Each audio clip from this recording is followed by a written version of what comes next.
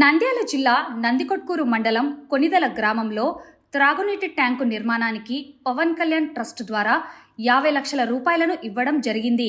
ఎన్నికలకు ముందు నియోజకవర్గ పర్యటనలో పవన్ కళ్యాణ్ కొనిదల గ్రామాన్ని సందర్శించినప్పుడు తన ఇంటి పేరుతో ఊరు ఉందన్న విషయం తనకు తెలియదని, తాము అధికారంలోకి వస్తే ఈ కొనిదల గ్రామాన్ని దత్తతకు తీసుకుంటానని హామీ ఇవ్వడం జరిగింది.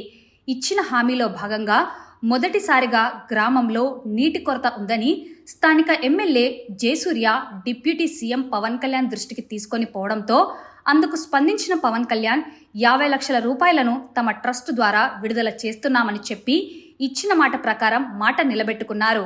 ఈరోజు నంద్యాల జిల్లా collector Rajkumari Ganiya, MP Byreddy Shabari, Nandikotkur MLA Jayasurya, railway Koduru MLA Sridhar water tank నిర్మాణానికి భూమి పూజ చేశారు. మా ఊరిలో అని చెప్పేసి వదిలేశారు, కానీ ఆయన అలా కాలేదు. మళ్ళీ పిలుచుకొని 50 లక్షల రూపాయలు మీకు ఇచ్చాను, మరి ఎలా అని చెప్పేసి క్యాప్ ఆఫీస్ పిలుచుకున్నారు సార్. ఇది ఆర్డబ్ల్యూఎస్ డిపార్ట్మెంట్ తరఫున టేకప్ చేయాల్సిందే. గౌరవ జిల్లా కలెక్టర్ గారు కూడా మేడం చాలా జెన్యున్గా ఉంటారు, ప్రాంప్ట్గా పనిచేయిస్తారు. వారికి చెక్కు పంపించి మీరు ఇస్తే మనకు ఒక అకౌంటబిలిటీ ఉంటుంది, మన డిపార్ట్మెంట్ ద్వారా టేకప్ చేస్తే బాగుంటుందని చెప్తే వెంబడి వారికి చెక్కు పంపించడం జరిగింది. గౌరవ కలెక్టర్ గారు కూడా మాకు ఇన్ఫార్మ్ చేయడం జరిగింది. ఈ విధంగా వచ్చింది, మనము వారికి ధన్యవాదాలు తెలపాలంటే కూడా వెంబడి ప్రెస్ మీట్ పెట్టి ధన్యవాదాలు తెలిపే కార్యక్రమాన్ని కూడా శ్రీకారం చుట్టాం. అయితే ఇదే గ్రామానికి సంబంధించి ఇంకా ఇక్కడ హై స్కూల్ నుంచి ఇక్కడ ఉన్నటువంటి కాలనీకి అండర్ డ్రైనేజ్ సమస్య ఉంది అని చెప్పేసి వారి దృష్టికి తీసుకెళ్తే అది కూడా తప్పకుండా పరిష్కారం చేస్తా అన్నాడు.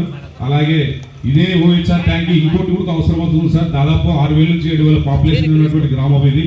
ఎప్పుడో చిన్న ట్యాంకులు నిర్మించారు కాబట్టి ఖచ్చితంగా దీనికి ఇంకో ట్యాంక్ అదనంగా ఇవ్వాల్సి వస్తుందని చెప్పి కూడా వారికి కోరడం జరిగింది. అంతేకాకుండా ఈరోజు మన ముఖ్యమంత్రి శ్రీ నారా చంద్రబాబు నాయుడు గారు వెనుకబడిపోయినటువంటి గ్రామాలన్నింటినీ కూడా అలాగే సంక్షేమ పథకాలతోని అభివృద్ధితోని 2 సమపాలలో రాష్ట్రాన్ని అభివృద్ధి చేస్తూ ఇవాళ ముందుకు పోవడం జరుగుతుంది.